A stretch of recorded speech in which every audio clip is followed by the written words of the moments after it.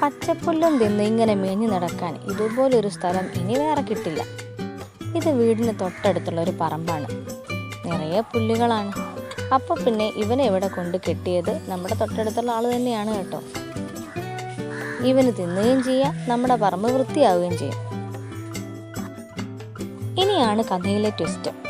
ഇങ്ങനെ പച്ചപ്പുല്ല് മാത്രം വളർത്തിയാൽ മതിയോ? ഇവിടെ ഒരു മാറ്റം വരുത്തിക്കൂടെ എന്നൊരാലോചനയുമായിട്ട് അയൽപക്കത്തെ 3 ചേച്ചിമാർ.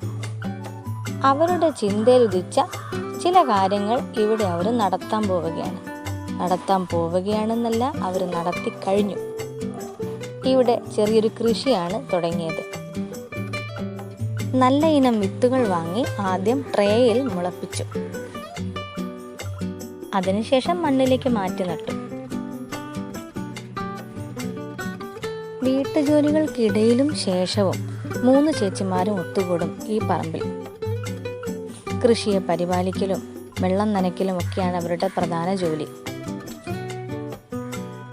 വെള്ളവും വളവും ആവശ്യത്തിനുണ്ടെങ്കിൽ ഏത് കൃഷിയും നല്ല രീതിയിൽ തന്നെ വളരുമല്ലേ. ഇവിടെ ഇവരും ഉപയോഗിച്ചത് നല്ല ജൈവ വളങ്ങൾ തന്നെയാണ്. ചാണകം, ആട്ടിൻ കാഷ്ടം, വെണ്ണീര് തുടങ്ങിയ ജൈവവളങ്ങൾ മാത്രം ഉപയോഗിച്ചുകൊണ്ട് ഇവർ ഈ കൃഷിയെ പരിപാലിക്കാൻ തുടങ്ങി. വെള്ളരി കൃഷിക്ക് വേണ്ടത് എന്തൊക്കെയെന്ന് ആദ്യമേ അന്വേഷിച്ച് പഠിച്ചതിന് ശേഷമാണ് കേട്ടോ അവരിതിന് ഇറങ്ങിയത്. അതുകൊണ്ട് തന്നെ നല്ലൊരു മാറ്റം തന്നെ കൃഷിയിൽ കാണാൻ തുടങ്ങി. വെള്ളരിയിൽ നിന്ന് വള്ളികളായി പടർന്നു കയറാൻ തുടങ്ങിയ സമയത്ത് അവർ വള്ളികൾക്ക് പടർന്നു കയറാനുള്ള സഹായവും ചെയ്തു കൊടുത്തു. വാഴയുടെ ഉണങ്ങിയ തണ്ടുകളാണ് ഇവരിങ്ങനെ വെക്കുന്നത്. ഞങ്ങളിതിന് വാഴക്കണ എന്ന് പറയും. ഇത് വള്ളികൾക്ക് എളുപ്പത്തിൽ പിടിച്ച് കയറാൻ സഹായകമാകും. കൂടാതെ ചുറ്റിലുമുള്ള അനാവശ്യമായി വളരുന്ന പുല്ലുകളും മറ്റും പറിച്ചു മാറ്റി കൃഷിയിടം നല്ല വൃത്തിയാക്കി സൂക്ഷിച്ചു.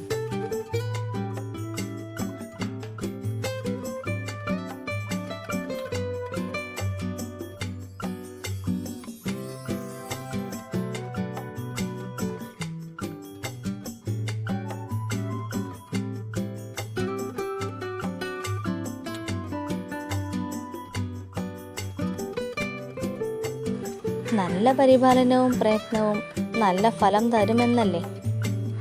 ഇവരുടെ ഈ കൂട്ടായ്മയ്ക്ക് നല്ല ഫലം തന്നെ കിട്ടിയോ എന്ന് നമുക്ക് നോക്കണ്ടേ. വള്ളികളെല്ലാം മഞ്ഞ പൂക്കളണിഞ്ഞ് സുന്ദരിയായി. കുഞ്ഞു കുഞ്ഞു കായ്കൾ അവിടെ ഇവിടെയായി ഉണ്ടായി തുടങ്ങിയിട്ടുണ്ട്. ഇപ്പം നിങ്ങൾക്ക് കാണാം, വാഴക്കണയിലാകെ ഈ വെള്ളരി വള്ളി പടർന്ന് പിടിച്ച് കയറിയിട്ടുണ്ട്. നല്ല വെയിലുള്ള സ്ഥലങ്ങളാണ് പൊതുവെ കൃഷിക്ക് അനുയോജ്യം. ഇവിടെ നല്ല വെയിലുണ്ട്, നിങ്ങൾക്ക് തന്നെ കാണാമല്ലോ.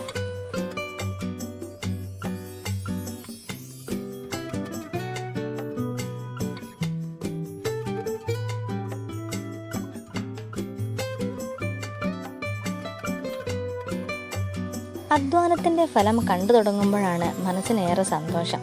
ഈ വള്ളികളിൽ പൂക്കൾ ഇങ്ങനെ ഉണ്ടായി നിൽക്കുന്നത് കാണുമ്പോൾ തന്നെ നല്ല സന്തോഷമാണ്. കൂടുതൽ പരിപാലിക്കാനുള്ള ഒരു ഇൻട്രസ്റ്റും വരും. കൃഷി മെച്ചപ്പെടുത്താനുള്ള പുതിയ കാര്യങ്ങൾ നാം ആലോചിക്കുകയും ചെയ്യും.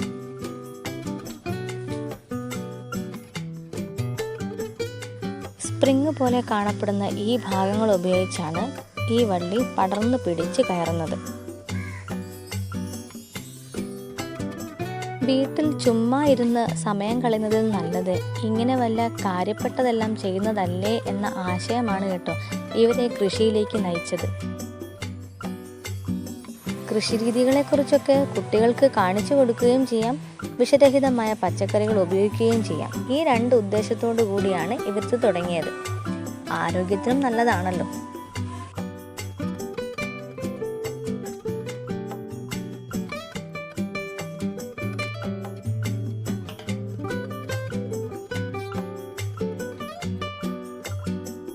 വൈകുന്നേരങ്ങളിൽ ഈ കൃഷിയിടത്തിൽ കുട്ടികളും ഉണ്ടാകാറുണ്ട്. നനയ്ക്കാനും മറ്റു കൈസഹായങ്ങൾക്കൊക്കെ അവർക്കും വലിയ ഇഷ്ടമാണ്. അങ്ങനെ ഒടുവിൽ പ്രതീക്ഷിച്ചതിലും ഭംഗിയായി വെള്ളരികളിതാ ഇങ്ങനെ മൂത്ത് പാകമായി വിളവെടുക്കാറായി.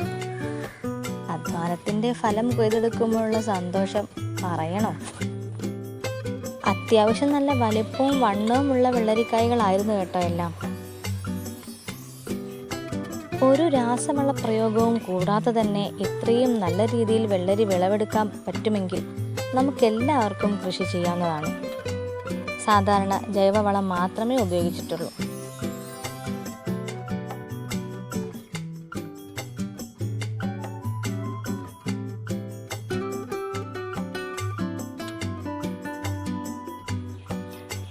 അങ്ങനെ ദാ ഒരു മുറം വെള്ളരി ഇവിടെ റെഡിയായി.